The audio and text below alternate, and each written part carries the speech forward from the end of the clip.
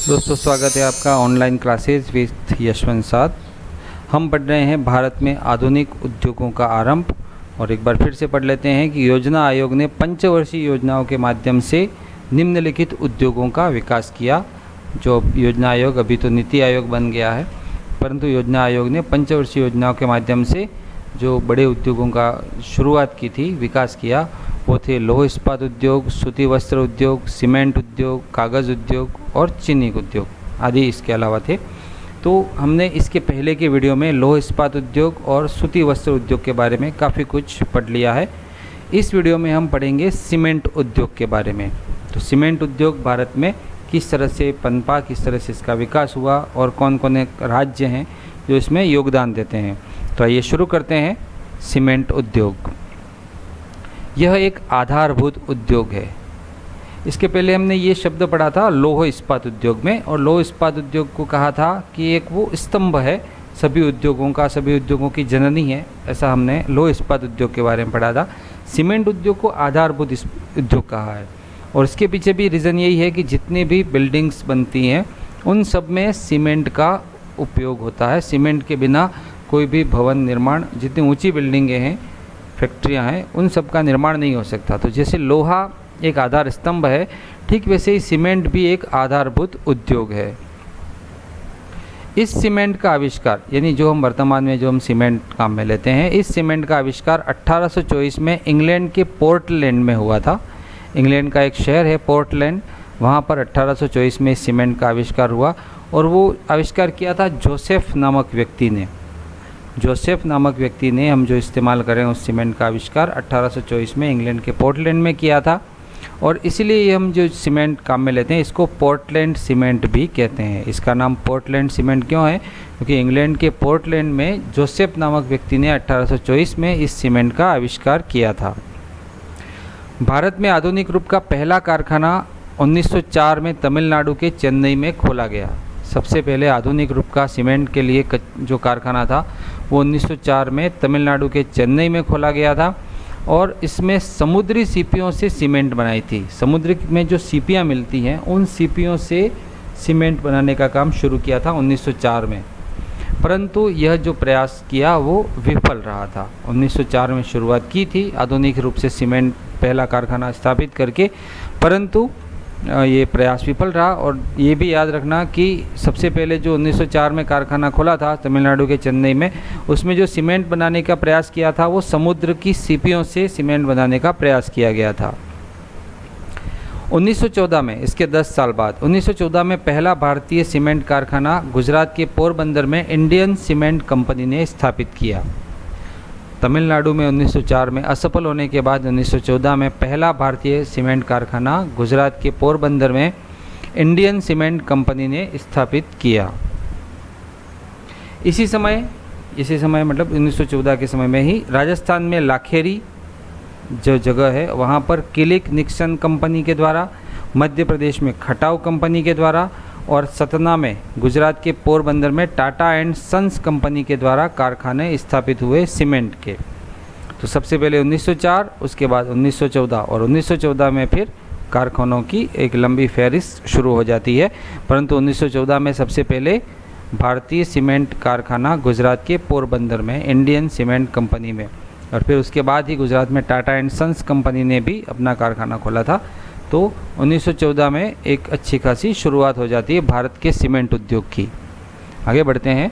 उत्पादन और रोजगार की दृष्टि से इस उद्योग का देश में दूसरा स्थान है। अब आपको याद होगा कि पहला उद्योग या पहला स्थान कौन सा है। अगर आपने इसके पहले का वीडियो देखा है तो आप ज़रूर बता सकेंगे। जी हाँ, पहला स्थान है सूती वस्त्र उद्योग का। उत्पादन और रोजगार की दृष्टि से सूती वस्त्र उद्योग पहले स्थान पर है, और दूसरे स्थान पर आता है सीमेंट उद्योग उत्पादन और रोजगार की दृष्टि से। इस उद्योग का स्थानीयकरण कच्चे माल और सस्ते परिवहन से हुआ। ये जैसा कि मैंने शुरुआत के वीडियो में बताया था कि जितने भी उद्योग हैं उन सब का स्थानीयकरण, कच्चा माल, सस्ता परिवहन आवश्यक होता है। फिर इसके अलावा श्रमिक जो मिल चाहिए वो ये भी ज़रूरी होते हैं। तो ये सब चीज़ें हो तभी स्थानीयकरण होता है, यानी उस जगह पर उन उद्योगों का पनपना तय होता है। 1 टन सीमेंट बनाने के लिए 1.6 टन चूना पत्थर, 0.38 टन जिप्सम और 3.8 टन कोयले की आवश्यकता होती है। अगर हमको 1 टन सीमेंट बनाना है तो 1.5 टन से ज़्यादा चूना पत्थर चाहिए, 0.38 टन से जिप्सम चाहिए और 3.8 टन कोयला की आवश्यकता होती है। कोयला उसको जलाने के लिए, गर्म करने के लिए। तो यहाँ पर हम ये भी देख सकते हैं कि एक्चुअल में सीमेंट बनता किससे है। तो सीमेंट बनाने में चूना पत्थर और जिप्सम प्रमुख रूप से उसमें इंग्रेडिएंट्स होते हैं किसी भी सीमेंट के लिए, चूना पत्थर और जिप्सम।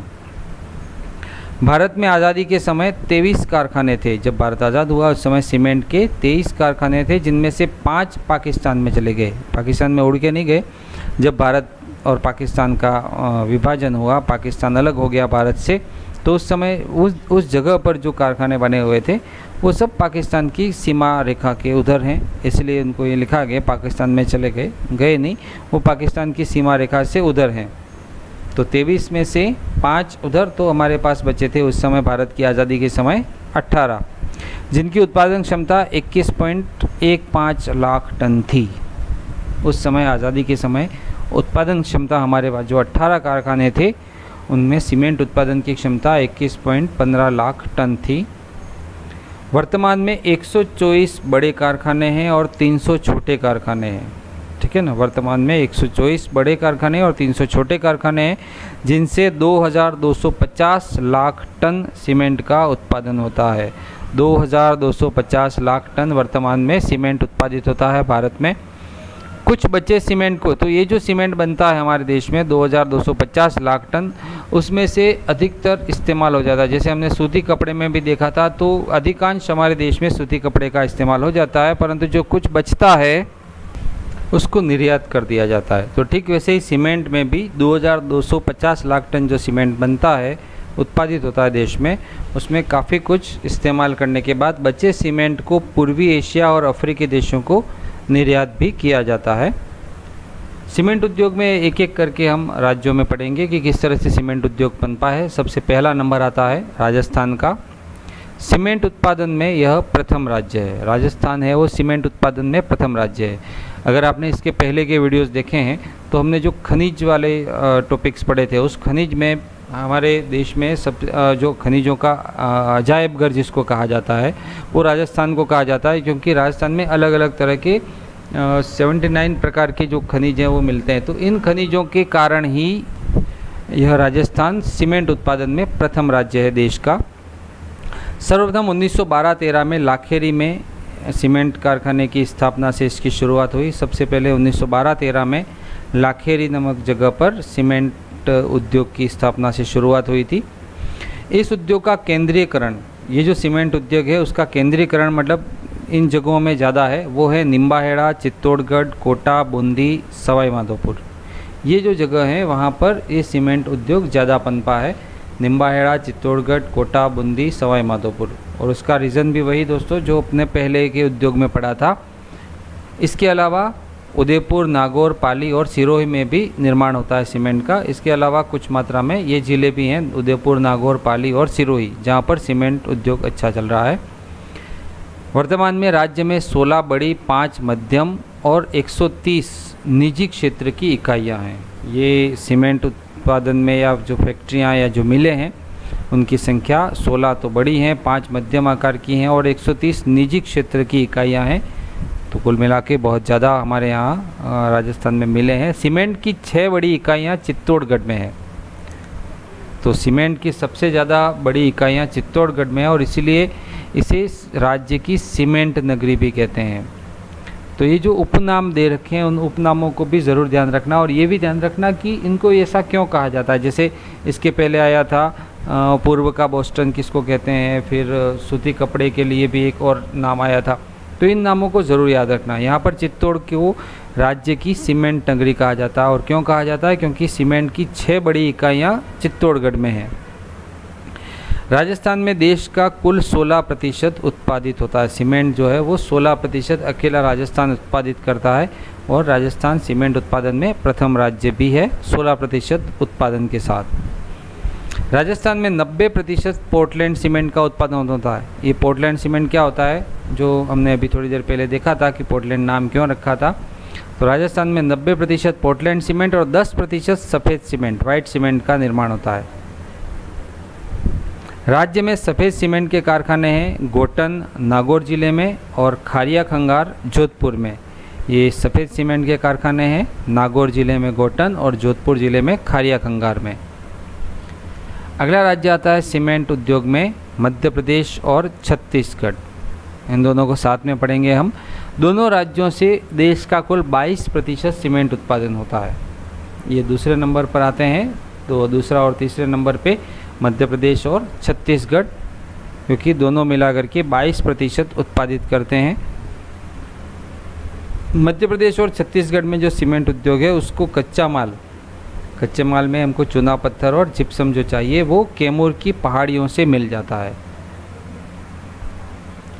मध्य प्रदेश और छत्तीसगढ़ में सर्वाधिक 17 बड़े कारखाने कटनी, सतना, दुर्ग, मंदार, बनमोर, नीमच, रतलाम, देवास, नागदा, अकलतारा, जामुल तिल्दा और मेहर में हैं। 17 बड़े कारखाने इन जगहों पर हैं मध्य प्रदेश और छत्तीसगढ़ में। अगला राज्य आता है सीमेंट उद्योग में गुजरात। यह सीमेंट उत्पादन में चौथा राज्य है। पहला राजस्थान, फिर मध्य प्रदेश, फिर छत्तीसगढ़ और फिर नंबर आता है गुजरात का। यहाँ सीमेंट की 16 बड़ी इकाइयाँ हैं। पूरे गुजरात में 16 बड़ी इकाइयाँ हैं, जिससे 9.4% सीमेंट उत्पादित होता है। देश का 9.4% गुजरात उत्पादन करता है सीमेंट का। यहाँ सीमेंट उद्योग समुद्री सीपियों से सस्ते श्रमिक, पूंजी की उपलब्धता और कांडला बंदरगाह के कारण अधिक विकसित हुआ है। अब ये जो कंडीशन है वो हमने उधर सूती वस्त्र उद्योग में भी देखी थी। अब वहाँ पर समुद्री सीपियाँ नहीं थी, वहाँ पर हमने पढ़ा था कि जो कपास की उनको कच्चा माल मिल जाता है, बाकी सब कंडीशंस वही थी।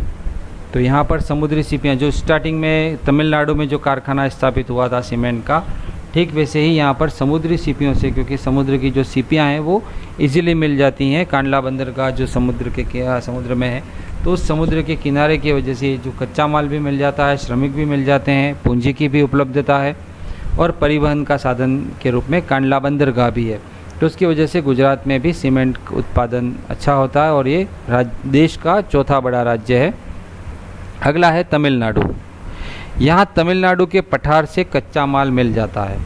पर्वत, मैदान, पठार, ये जो भौगोलिक अलग अलग कंडीशंस हैं उसमें तमिलनाडु के जो पठार का इलाका है वहाँ पर सीमेंट उद्योग के लिए कच्चा माल मिल जाता है। और कच्चा माल हमको पता है क्या होता है, एक तो होता है चूना पत्थर और एक होता है जिप्सम और उसके लिए फिर कोयला। यहाँ सर्वाधिक बड़े कारखाने तिरुनवेली, डालमियापुरम, तलायथू, शंकरदुर्ग, राजमलायम, मंदकराची और आतियोलर में हैं। यहाँ जो तमिलनाडु में जो जगह हैं वहाँ पर इसके बड़े कारखाने स्थापित हैं सीमेंट उद्योग के।